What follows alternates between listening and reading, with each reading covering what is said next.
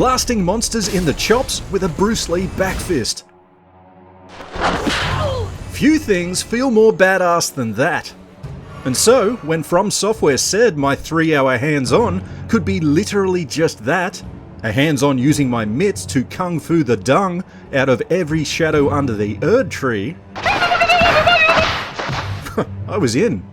The idea of testing out a new martial arts quote-unquote weapon in Elden Ring summoned a small smirk to my face. 3 hours of puncherific playtime later, I'd lost many teeth, but it had become an ear-to-ear grin. Ever since the monk class in Diablo 3, or that time I found the Hands of God in Demon Souls, I've been a big fan of the Biff.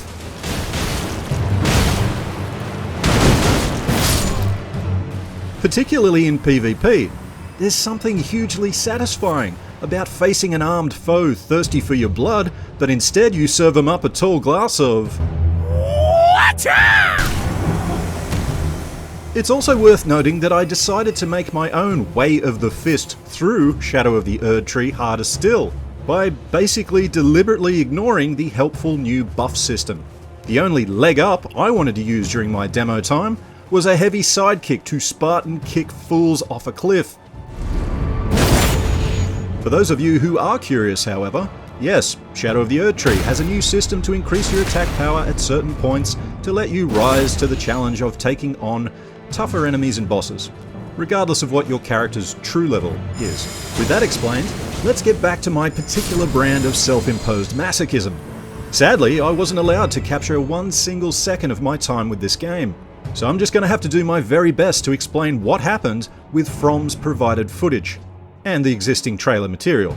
Now, all of that is From Software approved, so I guess that they figure what I'm going to tell you isn't too spoilery, and that's Miyazaki's call, not mine. With all that being said, what were the 4 words that invaded my brain as I stepped into my 3-hour Shadow of the Erdtree demo? We are so back. Those were the words. And the fact that those 4 words would soon change into 4 others, oh god, please help, is something we'll get to in a second. For now though, let me make the opening majesty of this DLC live for you a little. And I say a little because I only really want to describe the barest tip of a massive iceberg that's roughly the size of Limgrave.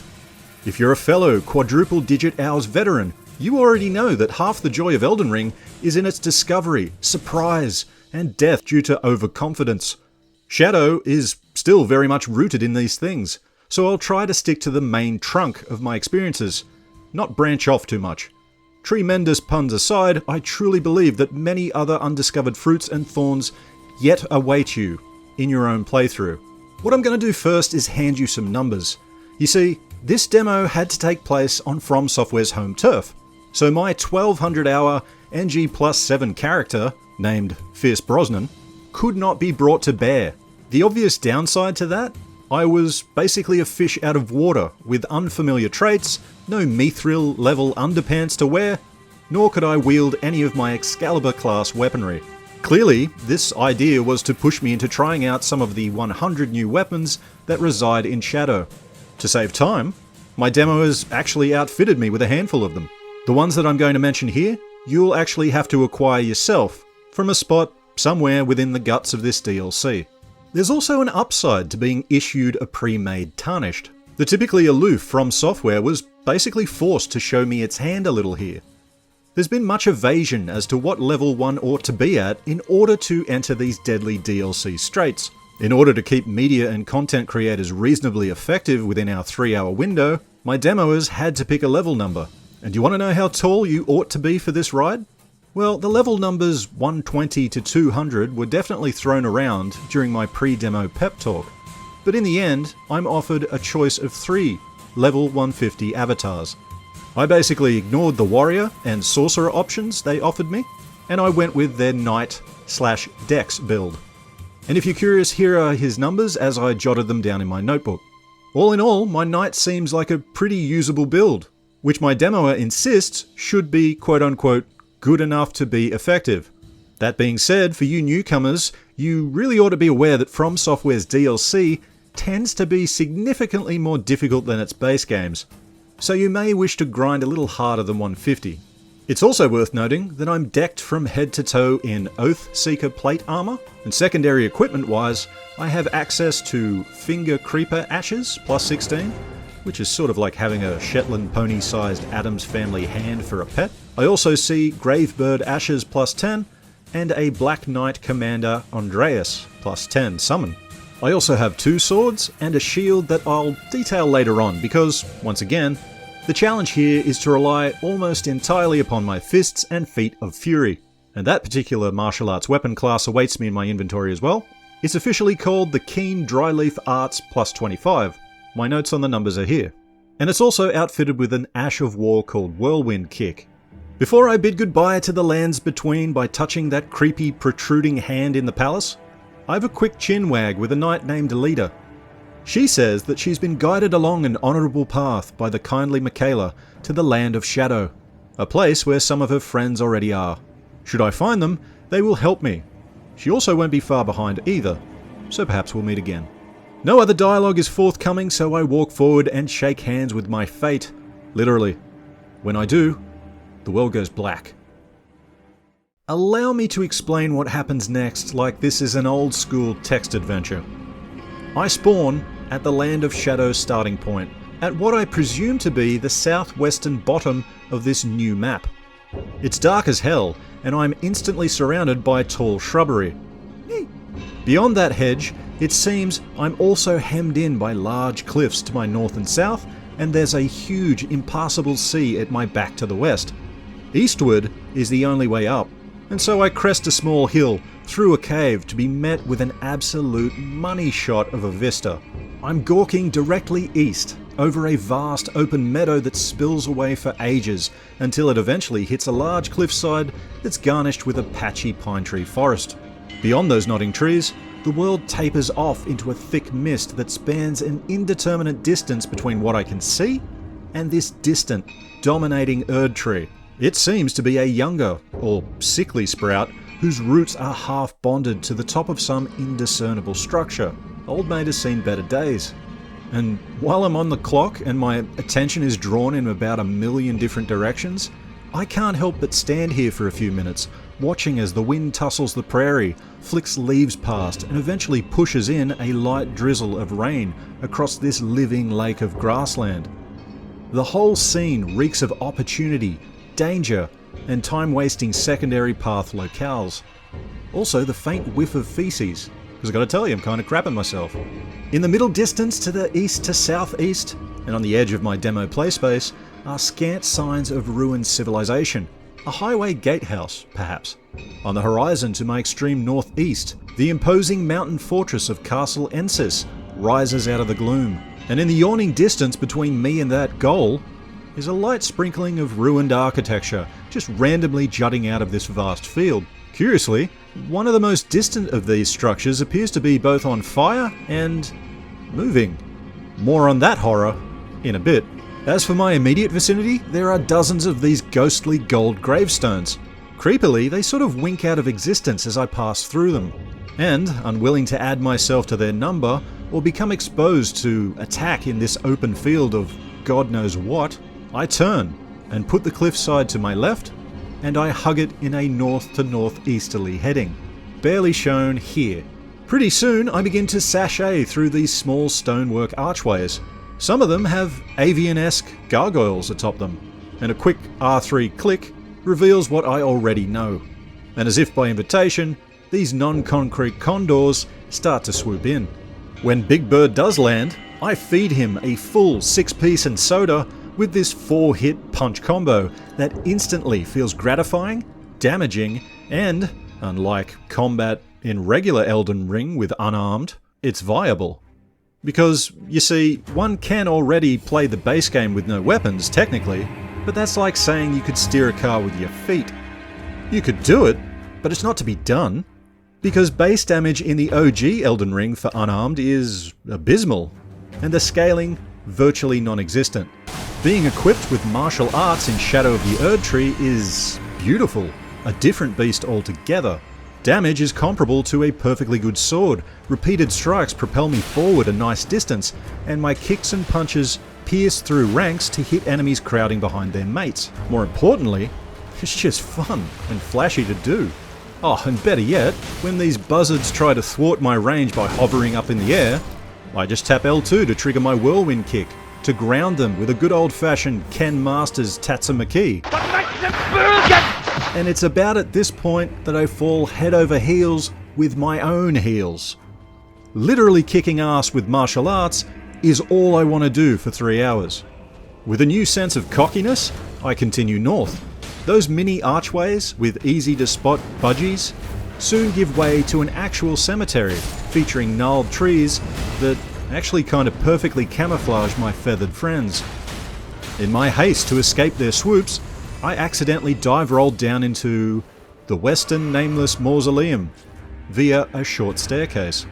Now at the base of it, minor spoilers here, so maybe scoot forward 10 seconds, is a boss barrier missed to a Black Jail Knight, whose opening gambit is a crossbow that pings out 9 bolts in about 3 seconds. And that's all I'm going to say about him.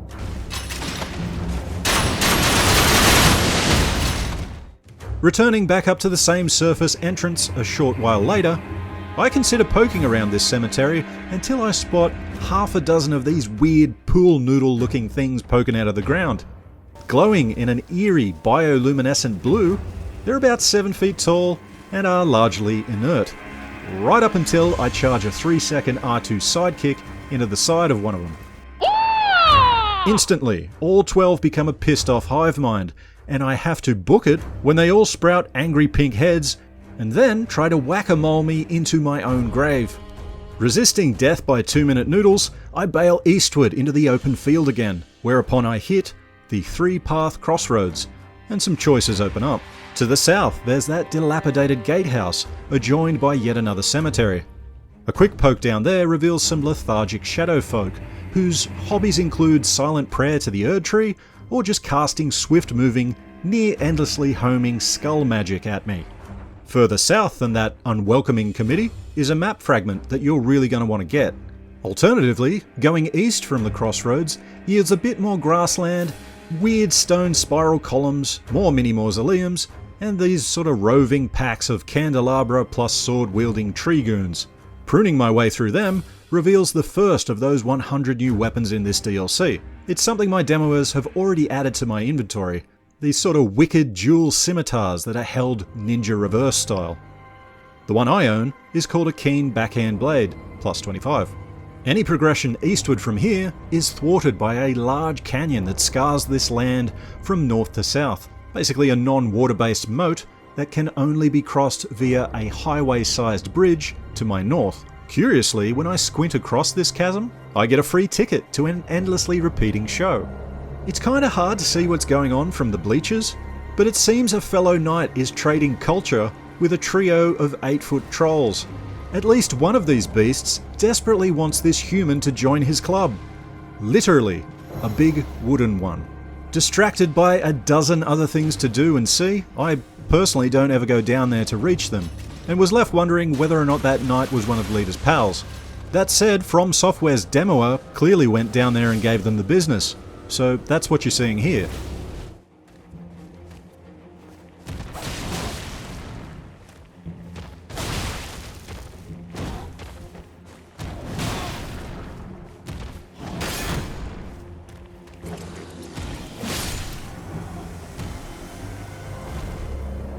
Shrugging, I turn northwest to an even more awe-inspiring sight. One of those giant fire things from the trailers dominates the prairie between myself and the castle's bridge. Bernie Boy is basically a wicker Shadow of the Colossus understudy with a lit trash receptacle for a head and chest. While watching him in intimidated silence, I note that this lumbering monstrosity is tracing a slow, circular patrol across the meadow. However, on the edge of his commute stands hope in the form of a reasonably sized chunk of stonework. The message that instantly pops into my head: visions of cover cheese. Try peck and rolling. I sprint to the perceived safety of that little brick oasis while giving my target a very wide berth, only to be horrified as I'm spotted from an incredible distance away. Hobo Stove on legs then kicks the ground in front of him to send an arcing wave of car-sized lava boulders at me. It's an overkill amount of projectiles, I zip through them with a dive roll before reaching cover. What happens next during my brilliant plan to nip at his cankles as he wall humps the stone column between us? Chaos. Whenever I round my cover to strike, he raises that hoof and delivers a stomp with AoE flames. Upon learning that this attack can flare through my cover, I horse up and gallop the hell out of dodge, northwards. And look, the fact that I'm nearly unhorsed by a farewell lava ball assault as I'm tearing away at top speed kinda tells me that a mounted assault on that dude might be suicide as well. Needless to say, Fireman spam has become my new nemesis. I can't wait to find the means to make him snuff it. The elevating field northward becomes progressively rockier and foggier, sort of like a Scottish highland. When I crest this hill, I'm at yet another crossroads. Further northwards dips down into a huge open valley pocked with more ghostly headstones. I can't see where it ends, because the land gets eaten by this Stephen King level of horror-hiding mist. Directly to my west stands a Moria-like archway carved into the cliffside, and beyond it lies the Bellarat Castle settlement, whose labyrinth-like streets snake higher up to the House of the Dancing Lion. If you've seen the trailers, you know what I'm talking about. Dismounting, I run due east to the aforementioned overpass to Castle Ensis. And as I cross onto that structure, the game soon christens it as the Elec Great Bridge. But, I just think it's okay. And that's mostly because it's littered with debris, rows of spear barricades, and a guard of half a dozen zombie Vikings. Worse, there's a giant ballista that fires accurate, arcing explosive rounds every 8 seconds. See what I mean? Average bridge. At best. Sadly, my heroic plan to serpentine charge through said artillery, kill the shooter and then use his weapon against the bridge mobs, fails, because I couldn't use it. And so, I lure these Norsemen, one by one, into the nearby soldier encampment beyond. Just as I force feed a knuckle sandwich into the last of them, and the intensity of this tent city lessens, the true owners of these bivouacs decide to pounce. Chief among these unhappy campers is a knight chieftain, wielding a shield the size of a large metal door and what looks to be an engine block on a stick. Adopting a when in Rome approach, I strap my left arm with a Messmer sword shield plus 25 to better absorb his hits and return fire with either a heavy sidekick or this badass jumping Superman punch to his grill. When he's stunned, I clobber him with my full R1 6-hit combo.